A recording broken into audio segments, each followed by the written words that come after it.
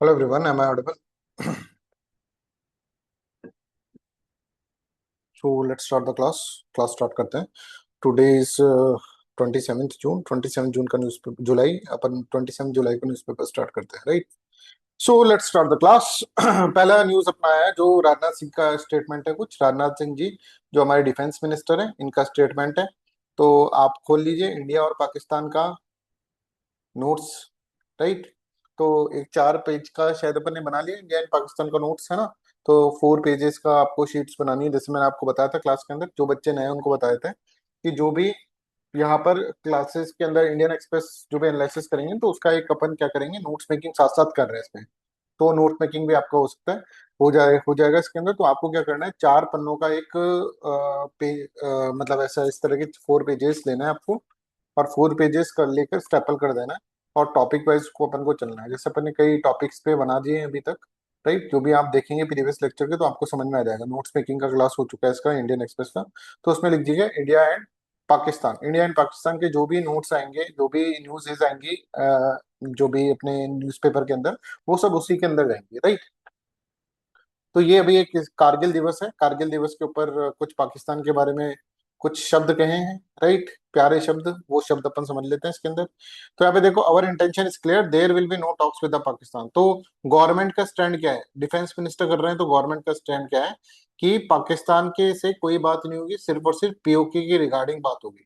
ठीक है, if talks happen तो हम पीओके की रिगार्डिंग बात करेंगे. तो यहाँ पर आप ये समझ लीजिए, जैसे इंडस वाटर ट्रीटी पे हम कोई बातचीत नहीं करेंगे पाकिस्तान से, और कोई भी डायमेंशन होगा उसके अंदर बात नहीं करेंगे. जो बात होगी वो सिर्फ और सिर्फ पाकिस्तान ऑक्यूपाइड कश्मीर पे अगर करना चाहता है कि भाई हम तुमको पाकिस्तान ऑक्यूपाइड कश्मीर तुम्हें वापस देना चाहते हैं, तो उसके ऊपर बातचीत होगी, और किसी के ऊपर बातचीत नहीं होगी. Because talks and terrorism can not go side by side, right? इसी तरह से blood and water can not go side by side. ये अपने स्टेटमेंट्स रह चुके हैं, ठीक है? तो आप पाकिस्तान के अंदर लिख लीजिएगा ये कि गवर्नमेंट स्टैंड इज दैट कि talks will happen only for the only regarding Pakistan occupied Kashmir, ठीक है?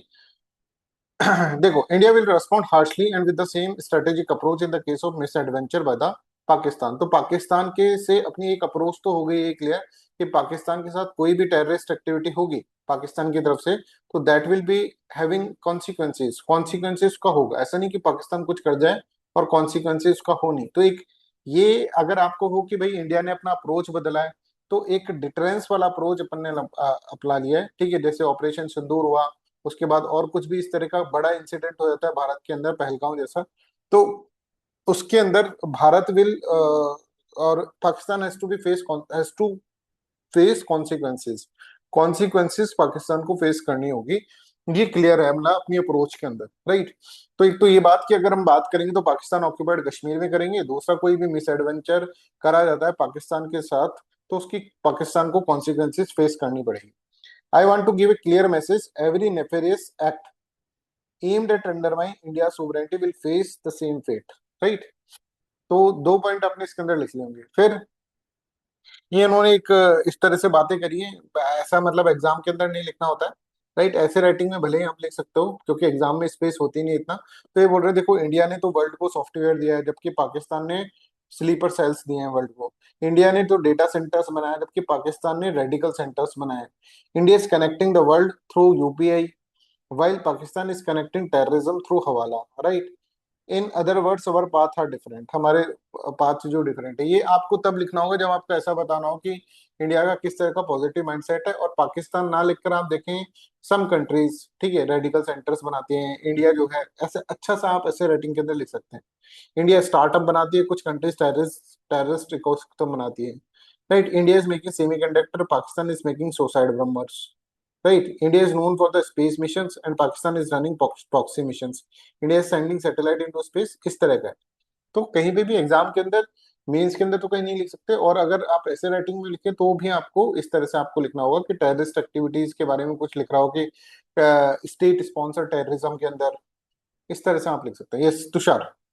तो डायरेक्ट क्रिटिसिज्म क्यों नहीं कर सकते किसी कंट्री का नाम लेके? क्या थोड़ा तेज बोलना? डायरेक्ट क्रिटिसिज्म क्यों नहीं कर सकते किसी कंट्री का नाम लेके? डायरेक्ट क्रिटिसिज्म मतलब अच्छा नहीं रहता है, राइट? कभी इंडिया और पाकिस्तान पे क्वेश्चन है तो आप डायरेक्ट क्रिटिसिज्म करेंगे, राइट? बट ऐसे राइटिंग के अंदर लिखना है तो आपको इस तरह से लिखना ज्यादा सेफुल रहता है ना. डिप्लोमेटिकली आपने आंसर कर दिया. जैसे हम इंडो पैसिफिक के ऊपर कुछ बोलते हैं, अगर डिप्लोमेसी के अंदर देखें, जैसे फॉरेन अफेयर मिनिस्टर कुछ बोलेंगे तो बोलेंगे कि भाई डेमोक्रेटिक कंट्रीज को सबको मिलकर और जो नॉन डेमोक्रेटिक कंट्री उनके खिलाफ अलाइनमेंट करना चाहिए, ऐसे बोलते हैं। तो नॉन डेमोक्रेटिक डायरेक्टली बोला नहीं चाइना, पर वहां पे नॉन डेमोक्रेटिक इंडो पैसिफिक में कौन है? चाइना, है ना। कुछ कंट्रीज जो हैं जो उसकी कम्युनिस्ट आइडियोलॉजी है, वो क्या कर रहे हैं कि इंटरनेशनल ऑर्डर को बिगाड़ रही है। इस तरह से किसके पास बोल रहे हैं? चाइना की तरफ। Tushar, are you getting this point? तो तुम्हारे आंसर्स में भी डिप्लोमेटिक इंटेलेक्ट दिखना चाहिए। हाँ बिल्कुल, आपको अल्टीमेटली डिप्लोमेसी तो करनी है ना। तो कहीं डायरेक्टली पूछा है, जैसे इंडिया और पाकिस्तान का डायरेक्टली पूछा है, तो भी आप क्वेश्चन में तो ये सब चीजें कहाँ लिखोगे, है ना। ये सब चीजें थोड़ी ना लिखोगे, बस एक लाइन के अंदर लिख सकते हैं कि इंडिया का ऑप्टिमिस्टिक आइडियोलॉजी चलता है जिसके अंदर इंडिया डेवलपमेंट के बारे में सोचता है, पाकिस्तान जो है नेफेरियस एक्टिविटीज करके इंडिया को परेशान करने के बारे में सोचता है। ऐसा आप लिख सकते हैं, भले ही कंक्लूजन के अंदर जब क्वेश्चन थोड़ा खुद अपने आप में रेडिकल हो तो लिख सकते हैं। अदरवाइज आपको फिर ऐसे राइटिंग के अंदर इस तरह से लिखना होगा, without naming any capital, right, जी। डिप्लोमेटिकली। तो आपको वो इंटेंट तो दिखाना है कि हाँ, I can be a good diplomat, right. जैसे पाकिस्तान की तरफ तो फिर भी डायरेक्ट लिख देते हैं, पर चाइना की तरफ डायरेक्ट नहीं बोलता है। इंडिया देख लेना, कभी भी बहुत कभी क्वाड का मीटिंग होगा तब तो बोल लेगा, मतलब ग्रुप के अंदर होगा तब बोल लेगा, राइट। बट ऐसे बायलैटरल मीटिंग्स के अंदर आपने देखा कहाँ? बायलैटरल मीटिंग्स के अंदर जापान के साथ हुआ, इंडोनेशिया के साथ हुआ, कहाँ इस तरह से बोला गया, राइट। तो देखो, एक बार हैंड डाउन कर लेना तुषार। तो Pakistan has now made terrorism as a part of its governance policy, ये अपन लिख सकते हैं एग्जाम के अंदर। देखो एक्चुअली क्या प्रॉब्लम है पाकिस्तान के साथ, पाकिस्तान के अंदर है ना, तीन पावर सेंटर्स हैं, ठीक है। एक तो मिलिट्री है, राइट, एक सिविल गवर्नमेंट है, और एक जो तीसरी है that is non state actors, जैसे टेररिस्ट एक्टिविटी, टेररिस्ट ऑर्गेनाइजेशन के अंदर ज्यादा है, राइट। तो अब सिविलियन गवर्नमेंट की तो आपको भी पता है कहाँ कुछ नहीं चलती। आप देखें यूएसए के प्रेसिडेंट से मिलने जाते हैं तो भी साथ में आर्मी चीफ को लेकर जा रहे हैं, राइट। हमेशा ऐसा लगता है कि आर्मी चीफ अपने आप में इनका प्राइम मिनिस्टर, सिविल गवर्नमेंट, तो इनके बीच में, तीनों के बीच में जो डिमार्केशन है वो डाइल्यूट हुए हैं अभी, राइट। तो आप ऐसे लिख सकते हैं कि भाई पावर सेंटर्स बहुत सारे हैं और पावर सेंटर्स के बीच में डाइल्यूशन, डिमार्केशन जो है वो डाइल्यूट हुए हैं इस तरह से, राइट।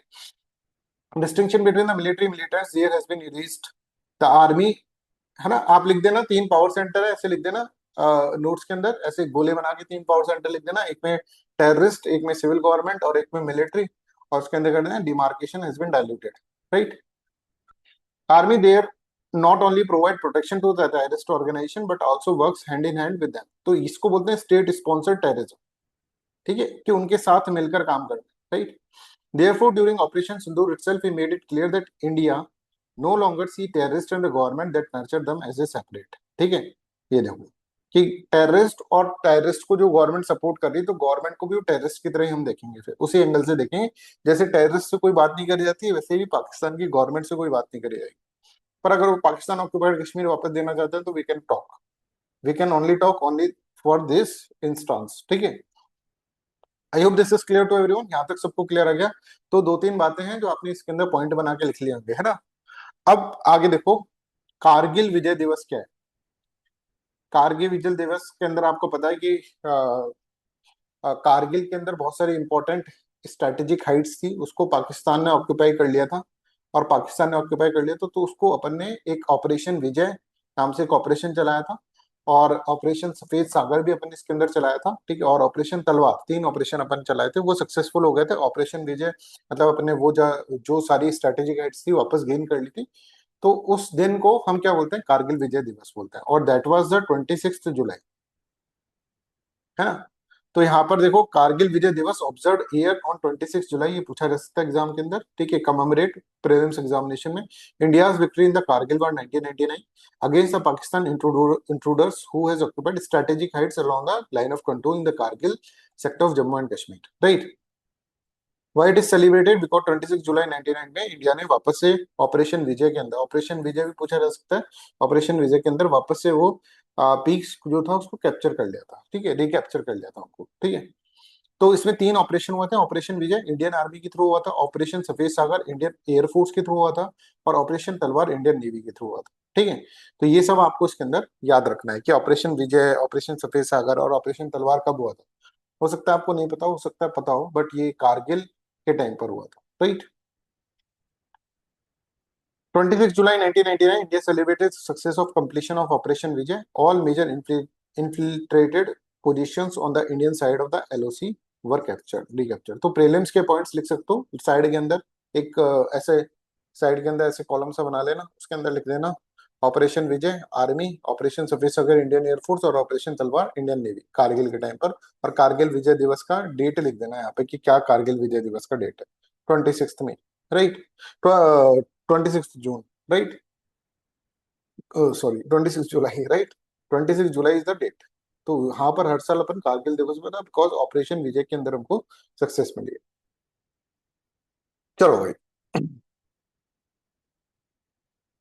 अब अपन यहाँ पर एक मैप याद कर लेते हैं थोड़ा। अपन ने ये वाला जो पोर्शन था ना कि इंडिया का ये साउथ ईस्ट एशिया और ये वाला पोर्शन, तो अपन ने अच्छे से रट लिया है उस मैप को, है ना। अब अपन ये वाला मैप आज अपन है ना ये वाला मैप याद कर लेंगे, ये पूरा मैप याद कर लेंगे और अच्छे से करना है, इसमें से क्वेश्चन पूछे जाएंगे फिर आपसे, है ना।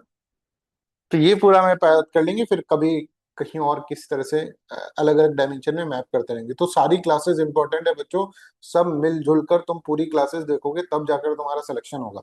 एक क्लास देखने से कि न्यूज़पेपर की क्लास मिस कर दी, है ना, कि यार न्यूज़पेपर तो क्या है, सीरियस नहीं लेते इसको, ठीक है, तो फिर दिक्कत आ रहेगी, फिर ये मैं वापस छोड़ना पड़ूंगा आपको, ठीक है। लास्ट के अंदर तो सभी रिवाइज रिवीजन क्लासेस में तो सभी रिवाइज करवाएंगे, but please try to understand कि आपको फोकस होके सब कुछ होमवर्क होमवर्क सब कंप्लीट करना है। आपको जो न्यूज़पेपर मैं देता हूँ रीडिंग के लिए, उससे कॉम्प्रिहेंशन भी आपके बनते हैं और आपको पढ़ना भी आता है, आपको समझ भी बढ़ती है। और एक खुद पढ़ते हो, खुद थोड़ा सा स्ट्रगल करके पढ़ते हो ना, तो ज्यादा कॉन्शियसनेस के अंदर जाता है। तो इसलिए कुछ आर्टिकल मैं आपको देता हूँ, तो वो भी करने इतने जरूरी है। जो भी सब चीजों को फॉलो करेगा वही सक्सेस मिलेगी, अदरवाइज मैं किसी की सक्सेस की गारंटी नहीं लेता, क्योंकि तुम अगर फॉलो नहीं करोगे तो नहीं होगा, सीधी सी बात है। मेहनत कर रहे हैं, इतनी मेहनत कर रहे हैं तो बिल्कुल अच्छे से टूट के मेहनत करनी है भाई, पहले समझ लो। चलो भाई, सबसे पहले हम यहाँ पर ये कंट्री देखते हैं, इसराइल, राइट। इसराइल हमेशा न्यूज के अंदर रहता है, तो इसराइल के अंदर लेबनान, सीरिया, जॉर्डन और इजिप्ट आप यहाँ पर देख सकते हैं, राइट, ये कंट्रीज के अंदर। तो कैसे याद करोगे कि दिस इज इसराइल, ये इसराइल है भाई, ठीक है। इसराइल है ना, ऐसे बोलते हैं कि इसराइल जो बड़ा इंटेलिजेंट लोग होते हैं, जूस जो होते हैं ना बड़े इंटेलिजेंट लोग होते हैं, जहां जाते हैं वहीं अपना फैला देते हैं सब कुछ, राइट। तो जूस की इंटेलिजेंस पता है क्यों? क्योंकि उनके सर के ऊपर लैब रखी हुई है, लैब, और वो इतने इंटेलिजेंट है, सब कुछ मतलब डेवलप कर रखा है। तो वो एक जीप पे बैठे हुए हैं, जीप बनाई है उन्होंने, ये जीप पे बैठे हैं, याद रखिएगा, इससे ही अपन याद कर लेंगे, राइट। इसराइल के दो फ्रेंड है, एक तो अपना एक लड़की एक लड़का है, एक का नाम है रिया और एक का नाम है जॉर्डन। अभी जॉर्डन है ना, रिया जॉर्डन, ये जॉर्डन का पापा भी आएगा अभी, उसके दादा भी आएंगे अभी, ठीक है। तो इसको याद रखिएगा सब, आज की क्लास में आ जाएंगे। तो रिया मतलब सीरिया और ये है Jordan. I hope this is clear to everyone. तो यहाँ पर अब अपन ने ये देख लिया, लैब है ऊपर, नीचे जीप है, जीप मतलब ये जीप मतलब इजिप्ट, राइट। ये जॉर्डन है, ये रिया। अब आपसे इसराइल की कोई कंट्री और यहाँ पे मेडिटेरेनियन से है इसका, ठीक है ना, ये समझ में आ गया। अब मैं दिखा दूं मैप के अंदर ही आपको, ये देखो, ये देखो, ये इसराइल है, ऊपर सर पे लेबनन है, यहाँ पर देखो एक हाथ से इसने सीरिया को पकड़ रखा है, एक हाथ से जॉर्डन को पकड़ रखा है, और नीचे ये इजिप्ट है, ठीक है, और ये मेडिटेरेनियन सी है। I hope this is clear. अब आगे अपन पढ़े इसके अंदर, यहाँ तक सबको क्लियर हो गया इसराइल का, एक तो सीरिया और जॉर्डन, ठीक है, ऊपर लैब है और नीचे जीप है, भाई इतना ही याद रखना है। और इधर क्या है, इधर एक तरह से मेडिटेरेनियन सी है। अब देखो, क्योंकि अब आप जैसे एग्जाम में क्वेश्चन पूछ लिया रहता है ना, तो देखो सीरिया के साथ बाउंड्री है। अब आपने देखा, मैप तो देखा हुआ है आपने, रोज सुबह उठ के ब्रश करते हो मैप देखते हो, ठीक है। सब बोलते हैं ना कि हमेशा मैप को ऐसे देखते रहा करो सुबह उठकर, मैं नहीं मानता उसको, क्योंकि आपको ये थोड़ा ना दिख जाएगा मैप में कि भाई ये इससे बॉर्डर है कि नहीं। तो बॉर्डर कौन है कौन नहीं है, उसमें ट्रिक्स बनानी पड़ती है। पिछली बार भी अपन ने ट्रिक्स बनाकर ये याद करा थे सारा, और उसमें से दो क्वेश्चन आ गए थे, आपको पता है, और आपके बहुत बढ़िया तरीके से सही हो गए थे। सारे बच्चे वहां पे कंफ्यूज हो गए, यार ये आता था कि इसके बाउंड्री लिंक, भाई इतना कंफ्यूजन रखना ही नहीं है, उधर कंफ्यूज हो जाओगे तो क्वेश्चन गलत ही हो जाएगा। तो यहां तक समझ में आ गई कहानी। अब बात करते हैं जॉर्डन की। जॉर्डन और सीरिया रिलेशनशिप में है, ठीक है, they are in the relationship. अब जॉर्डन जो है ना वो डॉन आदमी है, ठीक है, क्योंकि इसके पापा डॉन है। इसके पापा कौन है? Saudi Arabia. Saudi Arabia, Saudi से मतलब डैड से याद कर ले, सऊदी सऊदी इससे डैड है ना, सऊदी अरेबिया, ठीक है। तो जॉर्डन का जो ये है वो सऊदी अरेबिया। अभी देखना सीरिया सुसाइड भी करेगी, राइट। सऊदी अरेबिया, इसका डैड बड़ा खतरनाक है। अब डैड कैसा है देखो, उसके डैड के ना जो होते हैं ना राइट हैंड लेफ्ट हैंड, इसके राइट लेग लेफ्ट लेग है, और दोनों आदमी है ना। एक का नाम है ओमान मैन है, और एक का नाम है यमन, ठीक है। इसके ऊपर इसका बेटा है जॉर्डन, ठीक है। इसके नीचे सऊदी अरेबिया, सऊदी अरेबिया इस तरह से है, यमन ओमान, ठीक है। तो ये देखो, ये सऊदी अरेबिया है, यमन और ओमान। अब सऊदी अरेबिया के जो है ना, जैसे मुस्लिम कंट्री है तो मुस्लिम में उसके फादर को क्या बोलेंगे? अब्बू, है ना, याद हो जाएगा, डोंट वरी, है ना। इसके बेस पे क्वेश्चन सॉल्व हो जाते हैं, राइट। अब्बू, तो अब्बू मतलब अबू धाबी, यूएई से आपको याद करना, ठीक है। यूएई अब्बू यहाँ पर है, ठीक है। अब क्या हुआ था, इस अब्बू का ना कत्ल हो गया था, कतर, ठीक है। मतलब जॉर्डन के दादा का कत्ल हो गया। जॉर्डन जो डॉन था, जो क्योंकि उसके पापा डॉन थे, पापा का नाम सऊदी अरेबिया, उसके दो आदमी थे, ओमन और यमन, है ना। ओमन और यमन, मैन मैन दोनों हो गया, ठीक है, राइट और left. Right hand left hand होता है ना, उसका राइट लेग लेफ्ट लेग था। और फिर इसके अंदर क्या है, ये अबू मतलब अब्बू से याद करना है, यूएई अपन इसके अंदर उसका कत्ल हो गया। अभी कत्ल किसने करा था? एक ऐसे आदमी ने करा था जो कि बहरा है, गूंगा और बहरा, जिससे उसको पता नहीं चले, कोई किसी का नाम नहीं ले सके, वो गूंगा और बहरा था, ऐसे याद करो, ठीक है। और उसका वेट अगर आप देखो ना, सीकड़ सा था, बिल्कुल सीकड़ सा वेट।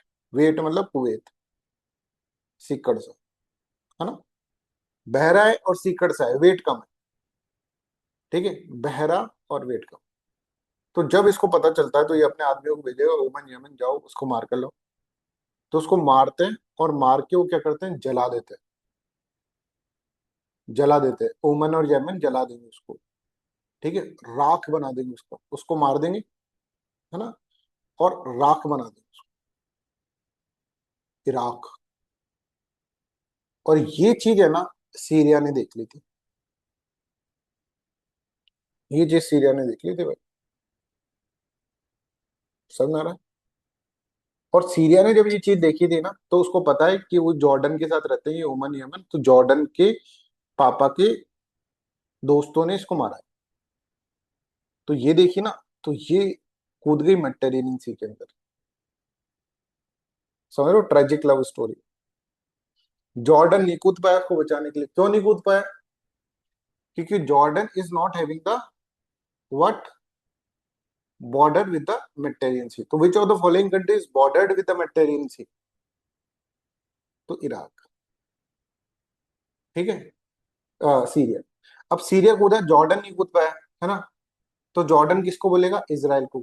तो इजराइल जो होगा पूरा का पूरा ऐसे कैसे कूद गया, लैब के साथ, और यहाँ पे देखो इजिप्ट के साथ कूद गया मेडिटेरियन सी के, सीरिया को बचा, ठीक है। अब सवाल ये आता है कि गर्लफ्रेंड इसकी थी जॉर्डन की, ये क्यों कूदा? जॉर्डन क्यों कूदा? ओ सॉरी, इसराइल क्यों कूदा? इसराइल इसलिए कूदा क्योंकि सीरिया के पास है ना कीज थी इसकी जीप की। समझ लो कैसी खतरनाक सी स्टोरी बन रही। जीप की कीज थी, देखो ये टर्की की है ना, की टर्की, इसके ऊपर टर्की, सीरिया के ऊपर टर्की, ठीक है। I hope this is clear. तो ये ज्यादा बढ़िया स्टोरी है, वो वाली स्टोरी मैंने आपको बताया था, फिर साइप्रस आया था उसके अंदर और वो सब, है ना, उसने की उछाली थी, उससे बढ़िया ये वाली स्टोरी अभी याद कर लो उसका, है ना। तो I hope this is clear to everyone, यहाँ तक सबको समझ में आ रहा है। तो अब यहाँ पर देखो, अगर मैं आप लोगों से पूछूं, इसराइल एक कंट्री है, उसकी बॉर्डर कंट्रीज बताओ। ये वाली ए कंट्री है, ये वाली बी कंट्री है, ये वाली सी कंट्री है, और ये वाली डी कंट्री। तो ए बी सी डी बता दो क्या है। सभी बच्चे लिख दें A is equal to first letter initials बस। जैसे ए में आप लिखेंगे कोई भी कंट्री लिखेंगे तो उसके इनिशियल्स लिखने हैं बस। जल्दी से लिख दो, फिर आगे अपन बढ़ते हैं। चैट के अंदर सभी बच्चे लिखें।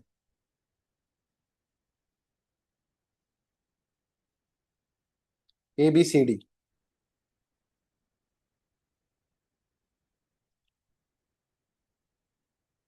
ठीक है, आई होप सब बच्चे को क्लियर है, राइट।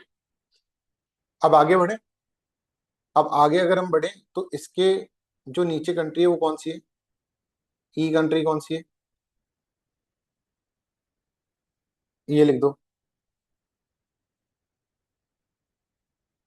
EFG लिख दो।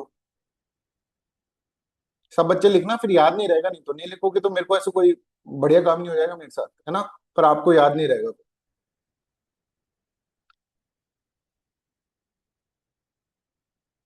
H यहाँ पे आएगी, फिर H के बाद फिर I आएगा। ठीक है, फिर एक आएगा J। ये यहाँ तक आएगी ना,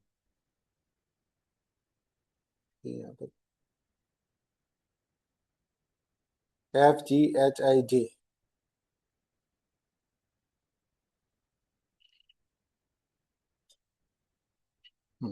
फिर K। ये लिख दो सारे के सारे एक बार, फिर अपन एक बार मैप देख लेंगे तो आपका मैप पूरा हो जाएगा। K तक लिख दो सब।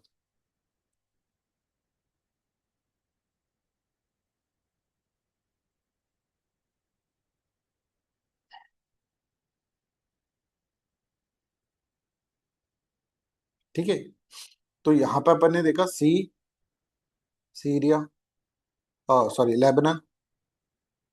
ठीक है, ये लैब था, ये जीप थी इजिप्ट।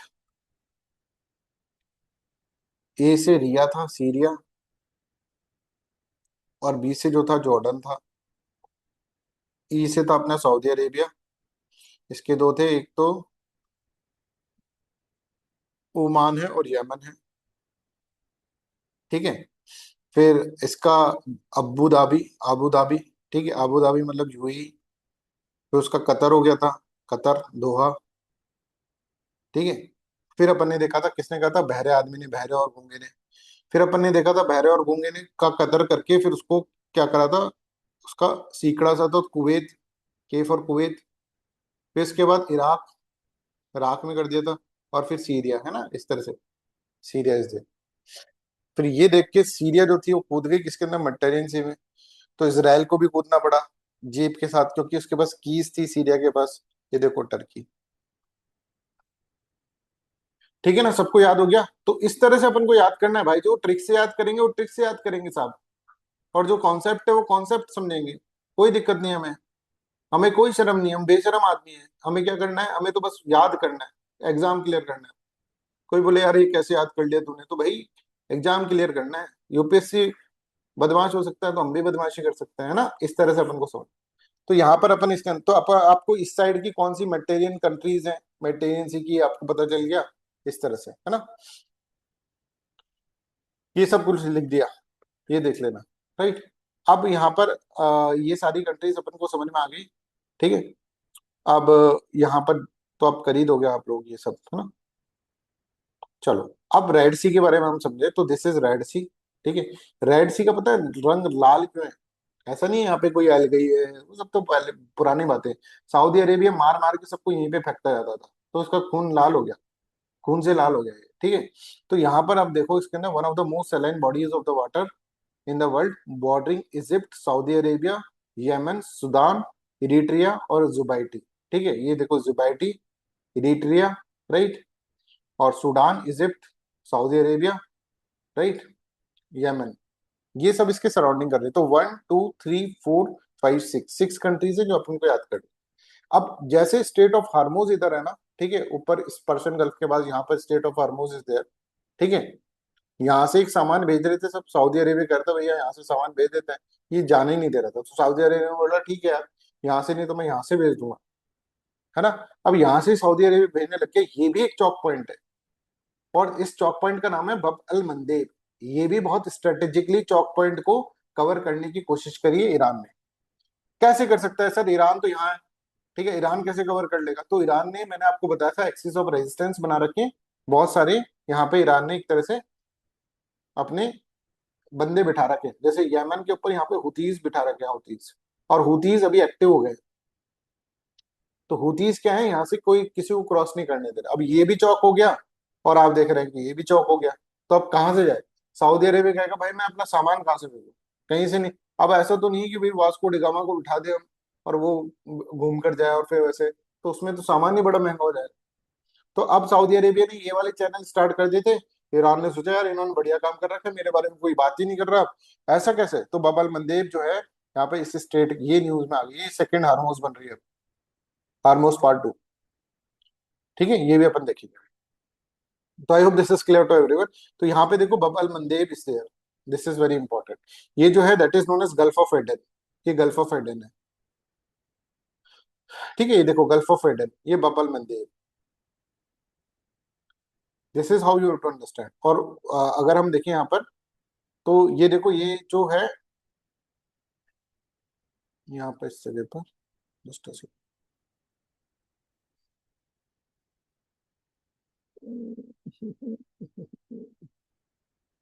ये देख रहे हैं, ये स्विस कैनाल है।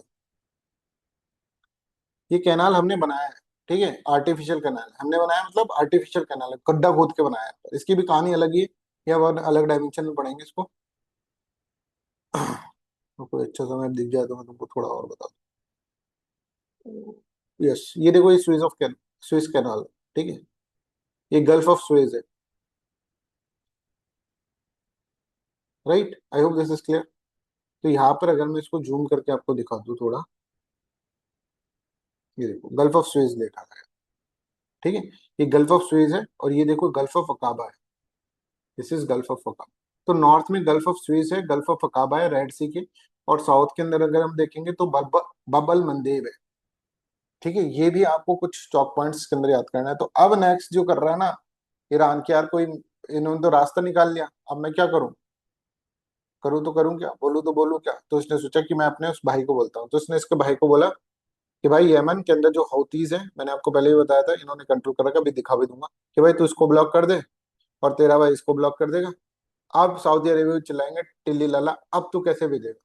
राइट, इंडिया में कैसे भेजेगा, चाइना में कैसे भेजेगा? अब तो अब तो जेल में जाना ही पड़ेगा, जेल की रोटी खानी पड़ेगी, ऐसा करके अपन। राइट, तो I hope this is clear to everyone. यहाँ तक आप इसके अंदर समझ रहे हैं, बबल मंदेब इस तरह से समझ गए, गल्फ ऑफ एडन समझ गए, ऊपर गल्फ ऑफ अकाबा है, गल्फ ऑफ सुइज है, सुइज कैनाल भी ऊपर है। राइट, अब यहाँ पर देख लो यमन के अंदर। Yes Tushar ji, yes. Sir एक थोड़ा बताइएगा कि ज्योग्राफिक लैंडफॉर्म में गल्फ का क्या प्रॉपर मतलब हो, जैसे पेनिनसुला का मतलब तीनों साइड से गल्फ, सराउंडेड है वाटर, गल्फ का क्या मतलब होता जैसे पेनिनसुला तीनों साइड से है ना, तो गल्फ है? मतलब ऐसे तीनों साइड से क्या है, लैंड से है। जैसे तीनों साइड लैंड से है, जैसे यहाँ पर आप देख लो, और बहुत ही नैरो है, दूसरा बहुत ही नैरो,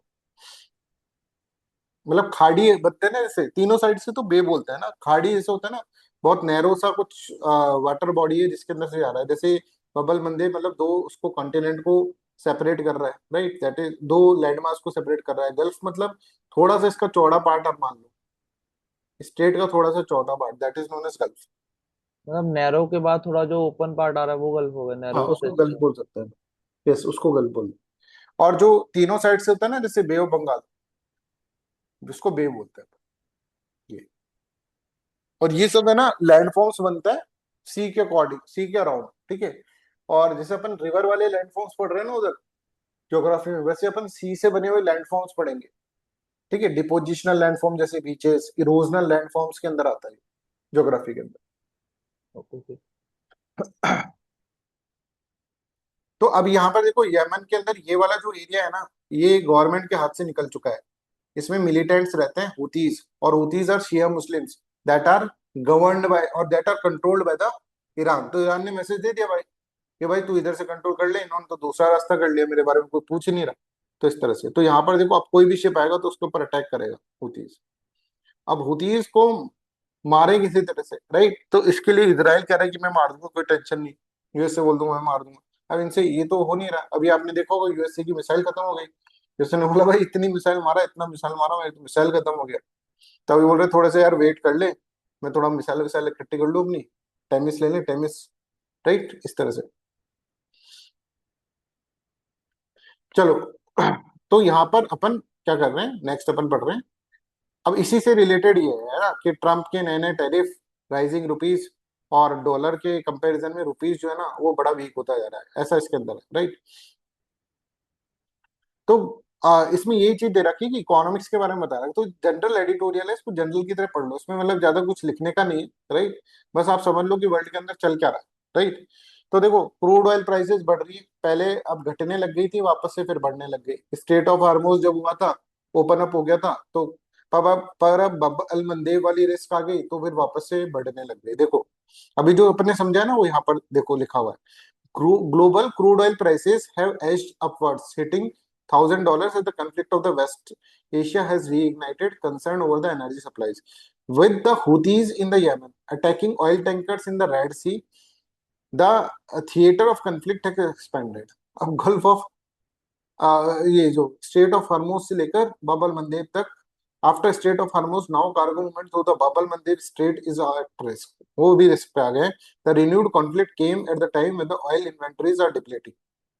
ठीक है, दुनिया की ऑयल इन्वेंटरी डिप्लीट हो रही थी, और उसके कारण क्या है, के कारण बहुत सारे और जो रास्ते खोजे जा रहे थे, अब उन रास्तों को भी। तो देखो, ईरान की प्लानिंग देखो, कब से प्लानिंग कर रहा होगा ईरान की, एक दिन में ऐसा होगा कि स्ट्रेट हार्मोज बंद करूंगा, फिर ये लोग क्या करेंगे, इधर से लेने लग जाएंगे। तो यहाँ पर मेरे को ये अपने बंदे बिठाने, तो बहुत सारा स्ट्रगल कर करके यहाँ पे हुतीस को बिठाया, शिया हुतीस को। ठीक है। तो वार इस तरह से एक्सपेंड करता है। The combination of higher energy cost and possible constraint on the supply will have consequences for India at multiple levels. तो अब इंडिया का तो और ज्यादा डॉलर फॉरेक्स जो होगा और प्रॉब्लम में आएगा। अब फॉरेक्स प्रॉब्लम में क्यों आएगा, क्योंकि अब इधर से ऐसे, इधर से भी नहीं आ पा रहा, इधर से भी नहीं आ पा रहा, तो ऑयल आएगा तो बड़ा घूम के आएगा वास्को डी गामा की तरह। तो वहां पर घूमकर जब आएगा तो उसका प्राइस बढ़ जाएगा, और स्कैरेसिटी होगी तो और वैसे ही प्राइस बढ़ जाएगा। अब सबकी इन्वेंटरी खाली है, और उस वक्त ये और हो गया कि गल्फ ऑफ जो एडन है उसके अंदर भी कॉन्सिक्वेंसेज यहाँ पे देखने को मिल रही। तो India crude oil basket which had fallen from the $114 per barrel in April, in June has now edged up, है ना। तो ये लिखना नहीं है, बस इसको याद रखना है कि अब प्राइस वापस बढ़ने लग गए। इन्फ्लेशनरी प्रेशर विल माउंट, वो ज्यादा बढ़ेगा। Price pump will raise depending upon the capacity of the oil company and the government to observe the price shock. ये बढ़ता ही जाएगा, मतलब, राइट। तो एक तो ये है कि ऑयल का प्राइसेस बढ़ रहा है, और पहले बबल मंदी वाला पॉइंट भी अपन को समझ में आ गया, ऑयल का प्राइस है, और अपने वो मैपिंग वाला पोर्शन भी इसके अंदर कर लिया, राइट।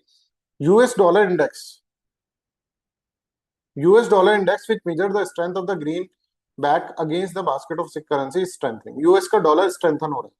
ठीक है, यूएस डॉलर इंडेक्स, आज मैं आपको करंट अफेयर्स की क्लास हो गया है 1.5 ईयर करंट अफेयर्स को, उसके अंदर बता भी दूंगा। अभी तो ये समझ लो, 6 मेजर फॉरेन करेंसीज के खिलाफ, यूरो, जापान, और इन सबसे स्वेडिश क्रोना, स्विस का फ्रैंक, और कैनेडियन डॉलर, इन सब के रेस्पेक्ट में यूएस डॉलर कितना मजबूत है उसको दिखाता है यूएस डॉलर इंडेक्स। ठीक है, तो वो स्ट्रेंथन करता जा रहा है। There is also uncertainty over, हमारे देश के अंदर मानसून के ऊपर भी अनसर्टेनिटी, एल नीनो आ रहा है ऐसा अपन बोल रहे हैं। ठीक है, some believe that the both kharif and the rabi prospects do not seems great this year, है ना, खारिफ और राबी जो कि दोनों ही नहीं होगा। Poor crop will have a bearing on the food price, food inflation बढ़ जाएगी इसके कारण, और prices seems to be building up, है ना। ऑयल बढ़ जाएगा, ऑयल का प्राइस बढ़ जाएगा, और क्योंकि मानसून से ये हुआ तो फूड का प्राइस और बढ़ जाएगा, है ना। तो दिक्कत ये रही कि संसार के अंदर है ना, एक प्रॉब्लम नहीं है, बहुत सारी प्रॉब्लम एक साथ आ रही है, right. The next meeting of the RBI monetary committee, अब वो देखेगा कि भाई कैसे फूड और फ्यूल की प्राइस को कैसे हो रहा है, पर इसके हाथ में इतना कुछ नहीं है। ठीक है, आप समझ रहे हैं कि मॉनेटरी पॉलिसी को ऊपर नीचे करके, आपको मैंने बताया था रेपो रेट को ऊपर नीचे करके कुछ नहीं कर, जब सप्लाई नहीं है, सप्लाई साइड कंस्ट्रेन है, तो आरबीआई की मॉनेटरी पॉलिसी इतनी इफेक्टिव नहीं होगी पहले। And then there is a tariff issue. अब यूएस बोल रहा है, मैंने आपको बताया था कि 301 इन्वेस्टिगेशन हो रहा है, जिसके अंदर से जो है आप देखें फोर्स लेबर अगर यूज कर रहे हैं तो, ठीक है, तो उन कंपनीज के खिलाफ ये टैरिफ लगा रहा है उनके गुड्स के खिलाफ। तो उसके अंदर इंडिया का भी नाम है, India fall in this category of the countries. और एक और जो है investigation is going on USTR की, राइट, उसमें भी इंडिया का नाम है। तो उससे और ज्यादा टैरिफ्स बढ़ेंगे, 10% टैरिफ यहाँ पर बढ़ रहा है ऐसी कंट्री के साथ जिसके साथ हमारा ट्रेड काफी अच्छा है। बिना किसी डील के, ये भी अपन ने समझा हुआ है। Other countries such as Vietnam, Turkey, Australia face a slightly higher rate 12.5%। ठीक है, this however may not be the end of the countries. मतलब आपको अल्टीमेटली है कि US tariff is part and parcel of the life. ठीक है, tariff तो ये था ऑनगोइंग प्रोसेस है, दिस इज ऑनगोइंग प्रोसेस। ठीक है, वो कहीं और भी लगाएगा टैरिफ, इधर लगा रहा हूँ उधर लगा रहा हूँ। अब दूसरी इन्वेस्टिगेशन भी चल रही है कि आप अपनी कंट्रीज के अंदर अपने प्रोडक्ट्स को किस तरह से, आप इतना सारा प्रोडक्ट प्रोड्यूस कर रहे हैं तो सब्सिडीज और वो दे रहे हैं, तो उसकी investigation is also going on, उसके ऊपर भी टैरिफ लगेगा। राइट, इस तरह से इसके अंदर बोला जा रहा है। ठीक है, तो ऐसे इंडिया की इकोनॉमिक पॉलिसी इस तरह से प्रॉब्लमेटिक हो रही है। अब एक ये है, जंतर मंतर के ऊपर है, और इसके अंदर पुलिस आईपीएस ऑफिसर है अभिनव कुमार। ठीक है, तो आईपीएस ऑफिसर ने एडिटोरियल लिखा है, तो पुलिस के रेस्पेक्ट में लिखा है कि पुलिस को क्या करना चाहिए था, और पॉलिटिकल डायमेंशन के अंदर भी है कि किस तरह से करना चाहिए था। देखो, अब एक केस स्टडी आनी लाजमी है। ठीक है, या तो इस बार ही आ जाएगी या अगली बार आ जाएगी, कि आप एक आईपीएस ऑफिसर हो या फिर आप एक पॉलिटिकल पार्टी के नेता हो। राइट, इस तरह का कुछ होगा, या तो आप होम मिनिस्टर बना देंगे आपको, या कुछ अच्छी पोस्ट पे देंगे आपको, है ना, एग्जाम में लिखते लिखते तुमको खुश करेंगे। और एक है ना, धीरे धीरे एक प्रोटेस्ट हो रहा है जिसके अंदर जॉब के को पेपर लीक हुआ है, उसके ऊपर प्रोटेस्ट हो रहा है। तो उसमें एक पर्सनालिटी है, वो क्या करने लग गया, अनशन करने लग गया। अब उसके अनशन को काफी दिन हो गए, तो आपको उसका अनशन तुड़वाना है। प्लस ये कि अगर अनशन तोड़वाओ, वही सिचुएशन के अनशन तोड़वाओगे तो हो सकता है कि पॉलिटिकल डायमेंशन के अंदर उसको वो ज्यादा बढ़ जाए, आंदोलन ज्यादा बढ़ जाए, जैसे हुआ था। राइट, तो फिर कैसे करना चाहिए, क्या कपा आपको करना चाहिए इसके अंदर। राइट, इस तरह की चीजें ऐसे करके, what will would be your course of action, ये सब चीजें पूछ सकते हैं आपके एग्जाम के अंदर। ठीक है, तो इसके अंदर ये बताया गया है इस एडिटोरियल में। तो ये केस स्टडी तब अपन करेंगे एथिक्स। अब अपना अगला जो होगा इंटरनेशनल रिलेशन के बाद एथिक्स से स्टार्ट होगा। राइट, तो ये सारी केस स्टडीज और वो वाले पोर्शन अपन उसके अंदर कवर कर लेंगे। अभी आपको जो उसके अंदर समझना है, इसमें ये कहा गया है कि क्या करना चाहिए था एक्चुअली, है ना, और कहाँ गलती हो गई, कैसे इतना बड़ा मूवमेंट हो गया, पैलेट गन चल गई और ये सब चीजें हो गया, ये सब। तो देखो, ट्रेडिशनल वे के अंदर तो अभी कुछ नहीं कर सकते। आपने ट्रेडिशनल, आप सोचेंगे बड़े बड़े हम बैरिकेड्स लगा दें, तो बैरिकेड्स तो टूटने में फिर भैया टाइम नहीं लगता है। राइट, तो बैरिकेड्स लगा के इतनी सारी भीड़ को रोक दें, तो दैट इज नॉट पॉसिबल। आपको एक तरह से ये है कि आपका ये फेलियर है कि आप ट्रेडिशनल वे के अंदर ये करते रह गए। राइट, ये बोलते हैं कि आपको देखना चाहिए था सोशल मीडिया के ऊपर, आपको एक तरह से क्या करना चाहिए था, देखना चाहिए था कि सोशल मीडिया के ऊपर कितना आउटरीच हो रहा है, और वो आउटरीच कैसे कन्वर्ट हो गया फिजिकल प्रेजेंस के अंदर, वो सब चीजें आपको देखनी चाहिए थी। ऐसी कुछ चीजें बता रहा है जो इंपॉर्टेंट है, वो अपन नोट डाउन कर लेंगे। राइट, तो ये बोला कि no amount of training equipment और man power can adequately prepare a police force to take on the crowd of young student protesters who are fired by the recklessness and certainty of youth idealism। अब ऐसे youth idealism में, youthful idealism में आप हो कि है ना, जैसे अपन ने पढ़ा था। राइट, यूथ आइडियलिज्म तो आपको पता है, यूथफुल आइडियलिज्म मतलब सब कुछ कर लेंगे, दुनिया मुट्ठी में कर लेंगे ऐसे। और रैकलेसनेस में हो तो कोई भी पुलिस फोर्स, कोई भी ट्रेनिंग इसको नहीं रोक सकती। The recent concluded protest Jantar Mantar organized by the Cockroach Janata Party hold many lessons for all the serving police personals। ठीक है, तो एक एक करके ये चीजें इसके अंदर बताएंगे। Right, the first lesson is structural, that is intelligence gathering has to track the sentiments and online mobilization, not just the organizational roosters। कि ऑर्गेनाइजेशनल डायमेंशन में अपन चले गए कि कांग्रेस से देखो इतने बंदे रहेंगे, या आम आदमी पार्टी के इतने बंदे रहेंगे, और इतनी क्राउड आने वाला है साहब। वो तो देखा ही नहीं कि ऑनलाइन कितना मोबिलाइजेशन हो रहा है, तो उसके कारण कितना क्राउड आ रहा है। राइट, वो चीज नहीं देखा। तो हमको ट्रेडिशनल वे में सिर्फ ऑर्गेनाइजेशनल रोस्टर्स की मोबिलाइजेशन को समझने के अलावा हमको क्या है, by the time 10,000 plus peoples converged on a march of parliament, the department needed to already understand who could actually speak for the crowd. Crowd से कौन बात कर सकता है, and just as important who could not, और किसको crowd से बात नहीं करनी। राइट, ये हमको समझ में आना चाहिए था। Right, it is clear that in today's scenario social media monitoring is the real time is an imperative for the effective policing। इसको लिख लोगे। अच्छा, इसको किस में लिखोगे, ये जो अपना था प्रेशर ग्रुप वाला जो आपने बनाया था ना, उसके अंदर ही लिख लेना इसको।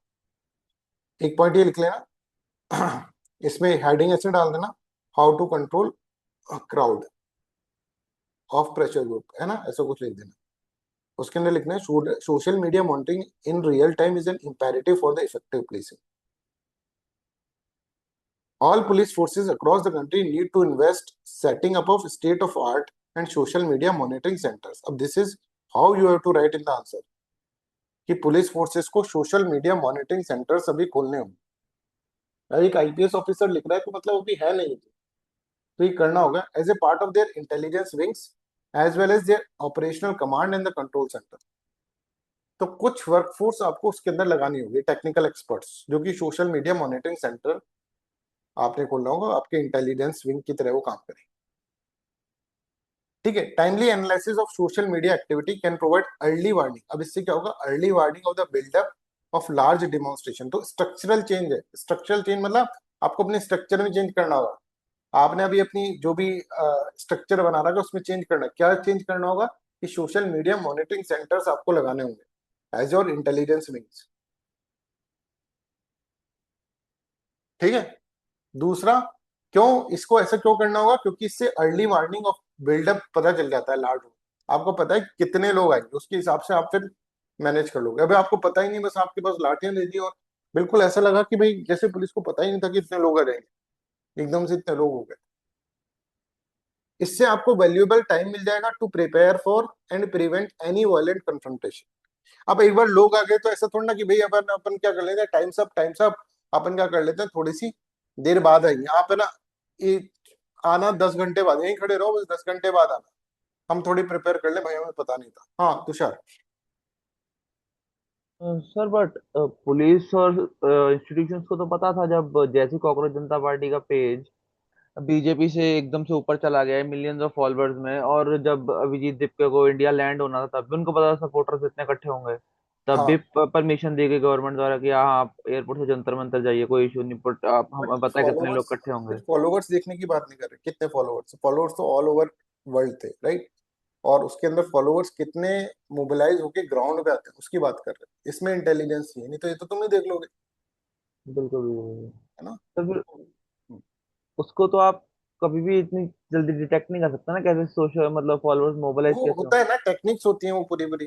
ठीक है, टेक्नोलॉजिकल वाइज अगर सोशल मीडिया मॉनिटरिंग सेंटर और करेगा क्या, समझ आ रहा है कि कितने लोग हैं, कितने सोशल मीडिया के अंदर कितने ग्रुप्स हैं, किस ग्रुप में कितना मोबिलाइजेशन हो रहा है, कौन कौन लोग आ रहे हैं, कौन कौन लोग नहीं आ रहे, वो भी पता चल जाता है पूरा। इसका एक एल्गोरिथम होता है, वो आपको फॉलो करना पड़ेगा। उसके लिए टेक्निकल एक्सपर्टाइज बैठे हैं उसके अंदर, वही तो चीज बोल रहे हैं, है ना, वही तो इंटेलिजेंस है।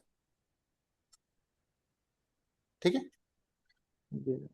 तो फिर आगे अपन चलते हैं। फिर जंतर मंतर एग्जिस्ट प्रिसाइसली, जंतर मंतर बनाया क्यों है कि भाई देखो कि भाई किसी को कुछ आंदोलन वांदोलन करना है तो यहाँ पर आकर एक स्पेस दे दिया जाएगा आपको, वहां पर कर लेना। तो यहाँ की स्पेस अभी अपन, अभी पुलिस को क्या लग रहा था, जंतर मंतर को कंट्रोल करना है ना। अब जंतर मंतर पे तो लिमिटेड ही बंदे आ सकते हैं, राइट। तो उनको था कि लिमिटेड बंदों को करना है, पर जंतर मंतर के बाद जब पार्लियामेंट का वो गया था तो उसके अंदर तो कितने भी सड़कों पे तो कितने भी लोग आ सकते हैं, ओपन एंडेड मार्चिंग। ठीक है, उसके बारे में अलग से आपको बस आपको जंतर मंतर पे फोकस होकर रह गए, प्लेस की जंतर मंतर में लोग आएंगे फिर उधर जाएंगे ऐसा।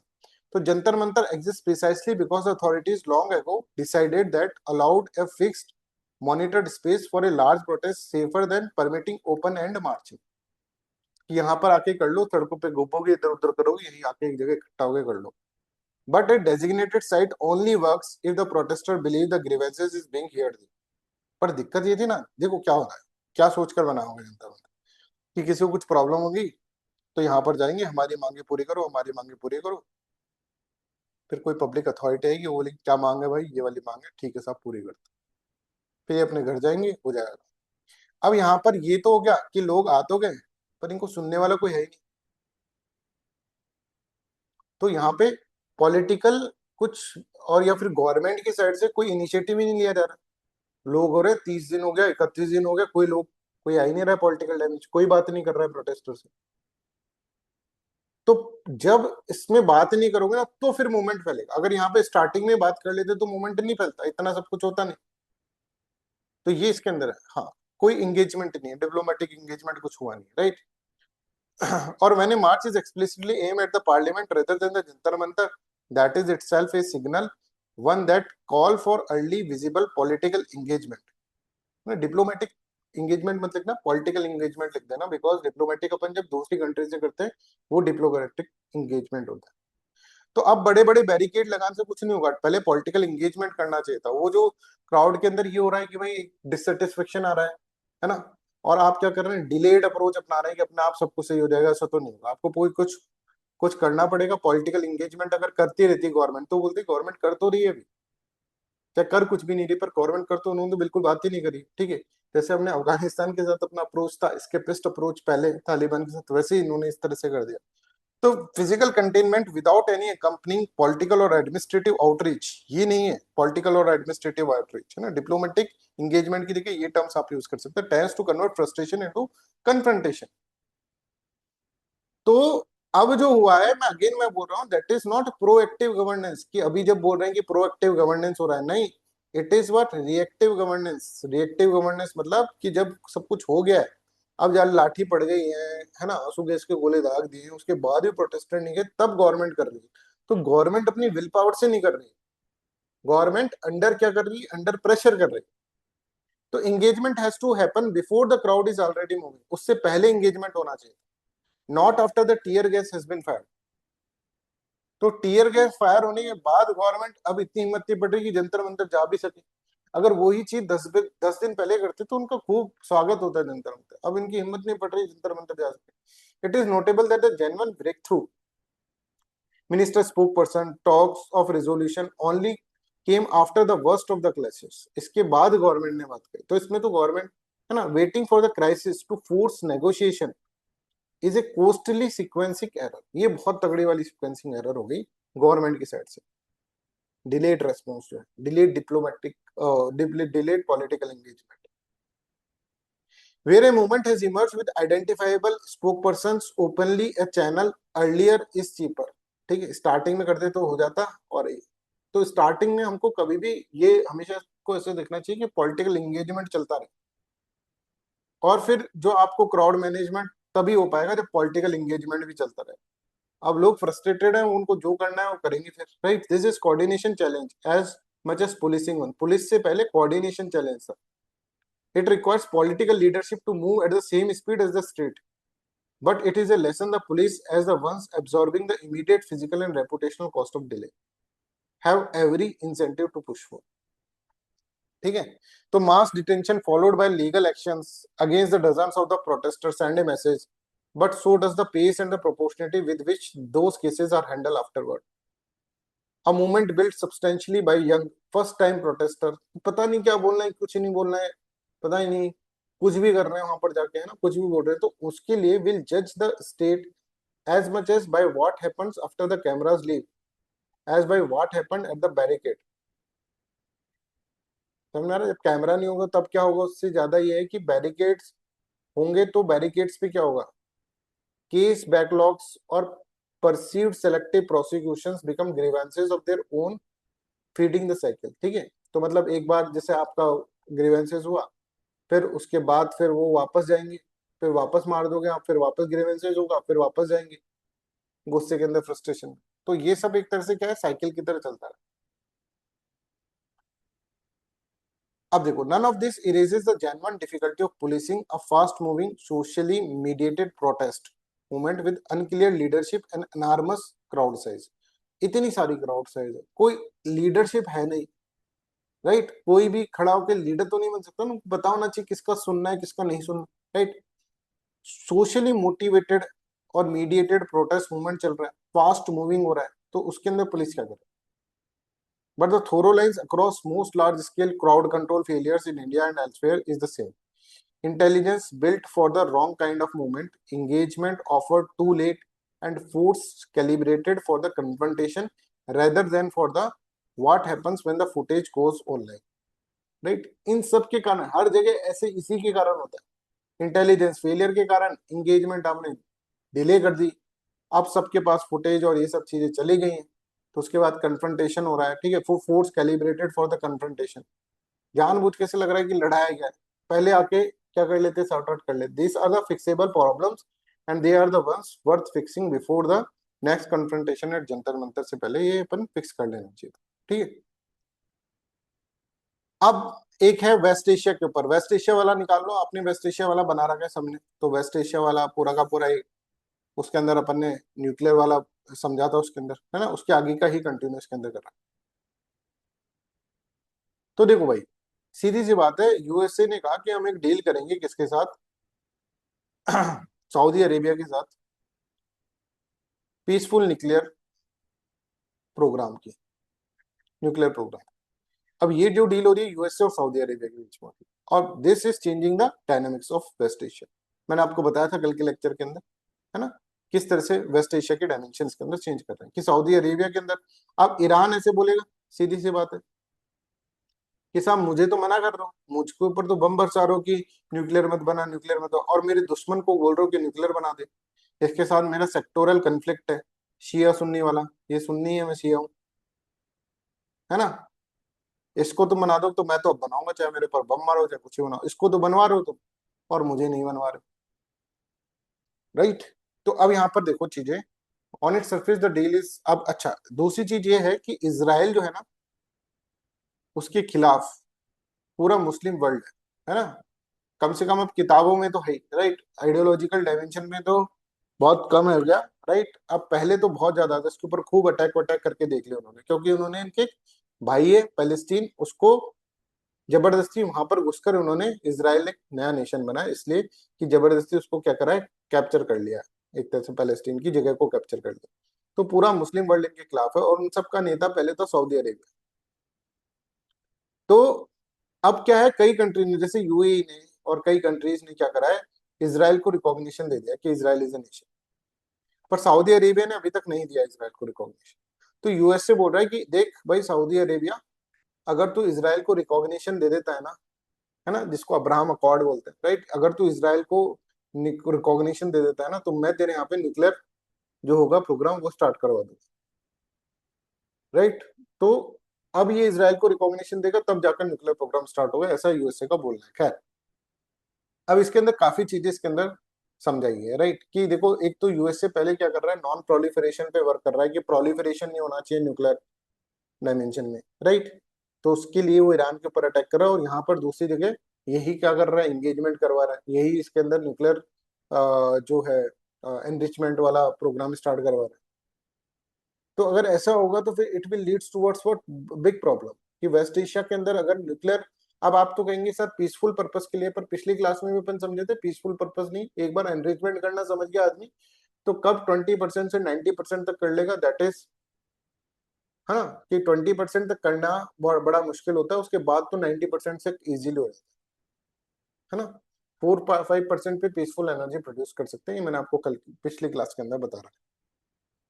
तो अब देखो, first casualty of this arrangement is that is any coherent American non proliferation study. एक तरफ से अमेरिका कहता है कि non proliferation study, Iran nuclear deal painstakingly negotiated under the Obama, methodologically dismantle under the Trump. जो उसकी Iran nuclear deal हुई थी साइन, जिसमें ये कहा था कि भाई ईरान तुम न्यूक्लियर वेपन नहीं बनाओगे, राइट, वो ओबामा ने करी थी, फिर ट्रम्प ने उसको खत्म कर दिया, बस predicted on the principle that nuclear proliferation in Middle East had to be arrested, कि न्यूक्लियर प्रोलिफरेशन मिडिल ईस्ट के अंदर नहीं होना चाहिए, ठीक है। अब ईरान का एनरिचमेंट जो था प्राइमरी थ्रेट के अंदर देखा, वहीं दूसरी तरफ सऊदी अरेंजमेंट ओबिलिरेट्स दैट प्रिंसिपल, उस प्रिंसिपल को खत्म कर रहा है। एक तरफ तो आपसे बोल रहे न्यूक्लियर प्रोलिफरेशन नहीं होना चाहिए, दूसरा सऊदी अरेबिया की हेल्प कर रहा हूँ न्यूक्लियर डेवलपमेंट के लिए।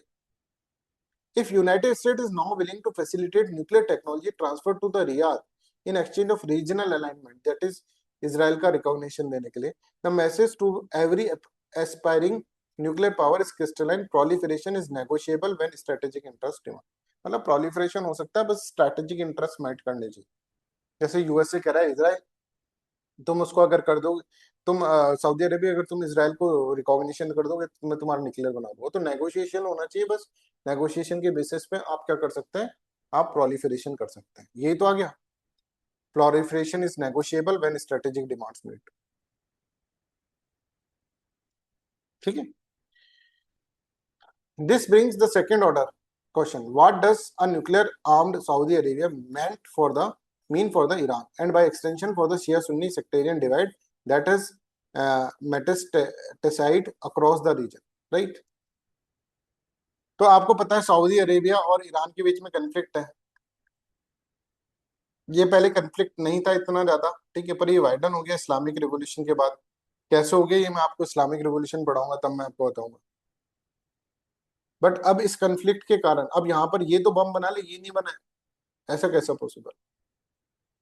तो यूएसए पहले तो ये चाहता था कि भाई कोई भी बॉम्ब नहीं बना है इसके ऊपर, मैं देखो जिसके पास मिलिट्री ये न्यूक्लियर बॉम्ब नहीं है ना उसको आप इजीली कंट्रोल कर सकते हो। तो यूएसए इन सबको कंट्रोल करके रखा हुआ है, Saudi Arabia, Qatar, Bahrain, right, UAE, इन सबको। बट अब यूएसए को लग रहा है कि यार सऊदी अरेबिया को न्यूक्लियर वेपन बनाना ही पड़ेगा। अब मैं नहीं बनवाऊंगा तो किसी और की तरफ मुंह मारेगा। क्या चाइना तू बना दे मेरा, रशिया तू बना दे मेरा, इससे बढ़िया कि मैं ही बना दूं उसका, है ना। क्योंकि ईरान जो है वो रुकने वाला नहीं है। और अगर सऊदी अरेबिया न्यूक्लियर वेपन बनाया तो ईरान वैसे ही नहीं न्यूक्लियर रुकने वाला फिर। It is sectarian in language and theology, but fundamentally it is all about the hegemony. This competition has raised through proxy wars in the Syria, Iraq, Yemen, Lebanon, right? It has shaped Pakistan's strategic calculation, influence Gulf monarchy, foreign policies, and roiled Afghanistan. ये सब अपन ने पढ़ रखा है ना, किस तरह से मदरसास की हेल्प से उसने तालिबान बना दिया अफगानिस्तान के अंदर, किस तरह से ईरान को कंटेन करने के लिए, राइट, सऊदी अरेबिया ने फंडिंग करी पाकिस्तान को, राइट, जिससे कि तालिबान बन गया, ये अपन ने पढ़ा हुआ है। तो ये सब यही था कि हेजेमनी बनाने के चक्कर में वेस्ट एशिया में सऊदी अरेबिया कहता है कि ईरान को कंट्रोल करना है, तो पाकिस्तान से इसके ठीक पीछे तालिबान बनवा दिए, राइट, जिससे कि ईरान कंट्रोल में रहे। तो ये चलता आ रहा है, राइट, बहुत सालों से। बट अगर एक nuclear armed Saudi Arabia fundamental altars the power dynamics. अभी तक सऊदी अरेबिया को एक ये भी डायमेंशन था सऊदी अरेबिया का कि भाई पाकिस्तान को हमको पालना है, पाल पोस कर बड़ा रखना है। क्योंकि एक तो क्या है कि पाकिस्तान ईरान को कंट्रोल कर सकता है थ्रू तालिबान, है ना, ऐसा था। अफगानिस्तान के अंदर तालिबान से तो पाकिस्तान के सुनते हैं, अब ऐसा नहीं है, खैर, पर पहले तो था ये सब। अब अगर सऊदी अरेबिया के पास खुद के पास न्यूक्लियर बम आ गया तो भाई पाकिस्तान को क्यों पालेगा ये, डायनामिक्स चेंज हो गए ना। फिर यूएसए की क्यों सुनेगा ये। यूएसए बोले यार ऐसा ऐसा ऐसा, बोले भाई बॉम्ब है मेरे पास। इसराइल की क्यों सुनेगा ये, राइट। दूसरा ये है कि it removes the Iranian presumption that technological and strategic initiative rest with Tehran only, कि हम ही कर सकते हैं, ऐसा तो नहीं, किसी की हेल्प से कौन कर सकता है, सऊदी अरेबिया कर सकता है। More dangerously it injects in nuclear dimension into the sectoral conflict that has proven difficult to manage even the conventional term. और जब न्यूक्लियर बॉम्ब होते हैं और सेक्टोरियल कॉन्फ्लिक्ट होता है तो that is a very dangerous combination that can not be controlled. तो एक हो सकता है ये जो अभी वार हुआ यूएस, इतना इंपॉर्टेंट है ये, देखो यूएस इसराइल और ईरान का जो वार हो रहा है इसका सबसे बड़ा रिपरकशन ये हुआ कि सऊदी अरेबिया ने न्यूक्लियर वेपन बना लिया। ये सबसे बड़ा इसका हो सकता है, और इससे एंटायर वेस्टेज जो होगा, West Asia, that will be change. The psychological impact on Iran should not be under estimated. अब तेहरान क्या सोचेगा, which has invested decade in the nuclear programme, has both shield and the symbol of national dignity and technology prowess, the sight of its Arab rival acquiring nuclear capacity through American largesse will be read as an existential provocation, कि भाई तुमको तो नहीं मार पा रहे, हम पर सऊदी अरेबिया को बम बनवा देंगे। तो हम फिर सऊदी अरेबिया को है तो फिर तो हम भी बनाएंगे। फिर अब क्या नेगोशिएशन, अब ईरान से तुम कहोगे कि देखो तुम बम मत बनाना, तो बोले भाई वो मेरे बगल में वो बैठा है मेरा सुन्नी कन्फ्लिक्ट, उसने बम बना लिया है, तुम कैसे कह सकते हो। ठीक है, तो ऐसा चेंज होगा अब चीजें। Sectoral divides which has shown sign of pragmatic negotiations in certain context will deepen, right. Sectorial divide जो होगा ना वो ज्यादा बढ़ेगा। सेक्टोरियल डिवाइड जैसे शिया सुन्नी का कन्फ्लिक्ट है वो और ज्यादा बढ़ेगा, ठीक है। जैसे आप देखोगे कि डिफरेंट डिफरेंट सेक्शंस हैं, ठीक है। जैसे आप देखो सेक्टोरल राइवलरी बढ़ी, ठीक है, तो पॉलिटिकल पोलराइजेशन बढ़ेगा, पॉलिटिकल पोलराइजेशन बढ़ेगा ना। पॉलिटिक्स चमकेगी, जो सुन्नी को ज्यादा मोबिलाइज कर पाएगा, जो शिया को ज्यादा मोबिलाइज कर पाएगा। इससे जो आपस के अंदर कॉपरेशन एक एस्टेब्लिश होने की कोशिश हो रही थी वो तो डिक्रीज, कॉपरेशन एस्टेब्लिश नहीं हो पाएगा, राइट। इससे वापस क्या होगा, इंस्टेबिलिटी की रेट होगी। तो प्रैक्टिकल नेगोशिएशंस जो होंगे ना सेक्टोरल ग्रुप्स के बीच में, वो अब इतने अच्छे नहीं हो पाएंगे, और उससे वापस इंस्टेबिलिटी क्रिएट होगी। Israel dimension add another layer of complexity and contradiction. For decades, Saudi Arabia and Israel shared a common enemy, that is Iran. है ना? That symmetry justified quiet cooperation. But now, with the nuclear Saudi Arabia on the horizon, Israel confront a new version of the problem.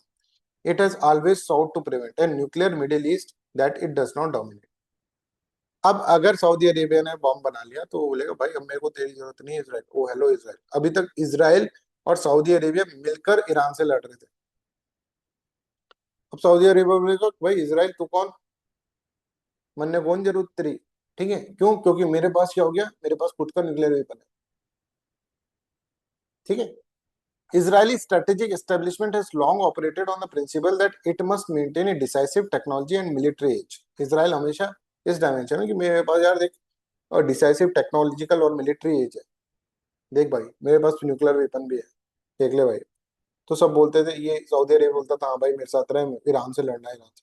अब उसके बाद nuclear weapon आ गया, उसने बोला भाई अब आराम से घर बैठ, कोई दिक्कत नहीं है। Nuclear Saudi Arabia even if theoretically non threatening in intent, है ना, अगर मान लो डिटरेंस के लिए करा है बस, represent a diffusion of this monopoly that Tel Aviv has always found intolerable. ये जो उसकी मोनोपोली तल अवीव की दैट इज इसराइल की है, उसकी मोनोपोली अब डाइल्यूट होगी। और सऊदी अरेबिया अभी तक जो यूएसए और इसराइल का प्रोटेक्शन अम्ब्रेला लेकर बैठा था, वो अम्ब्रेला उसको वापस दे देगा, ले लो भाई। बोले क्या वो वापस क्यों दे रहा है अम्ब्रेला? बोले ये प्रोटेक्शन अम्ब्रेला, अम्ब्रेला जो है ना वो मैं आपको वापस दे रहा हूँ, आप मुझे प्रोवाइड कर रहे थे सिक्योरिटी, मैं आपको वापस दे रहा हूँ। बोले क्यों? क्योंकि मेरे पास बॉम्ब है भाई, अब ईरान आएगा तो I will tackle by my own, right. As Saudi nuclear capacity grow, जैसे जैसे इसकी the incentive for Israel Saudi cooperation will erode. ठीक है, अब इसराइल और सऊदी अरेबिया का कॉपरेशन डिक्रीज हो जाएगा जैसे जैसे बढ़ेगा। What appears today as a grand bargain may appears tomorrow as a temporary alignment before deeper structural conflict reassert themselves. ठीक है, टेम्पररी अलाइनमेंट से होगा, फिर बाद में वो मना कर देगा। अभी आपको लग रहा है कि भाई बहुत ज्यादा बड़ा बार्गेन कर रहा है सऊदी अरेबिया रिकॉग्नाइज करके इसराइल को।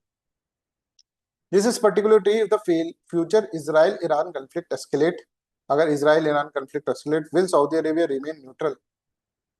Will it defends Americans' interest or its own? The arrangements assume a harmony of interest that history does not support. ठीक है, I hope this is clear. तो ये सब था इसके अंदर आज के इस न्यूज़पेपर में। तो आई होप आपको थोड़ा सा एनलाइटमेंट हुआ होगा, इंटेलेक्चुअल एनलाइटमेंट आज के न्यूज़पेपर से। और क्वेश्चन मैंने दे दिया, पीडीएफ मैंने आपको दे दी, जल्दी से क्वेश्चन लिख कर दे दो।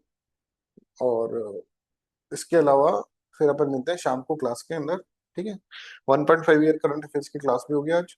तो 5 बजे भी आपको रहना है क्लास में, फिर 6 बजे, 6 से 7 ही रख लेते हैं आज, है ना, 6 से 7 क्लास रहेगी आज आपकी geography. That's all for today's class, thank you so much.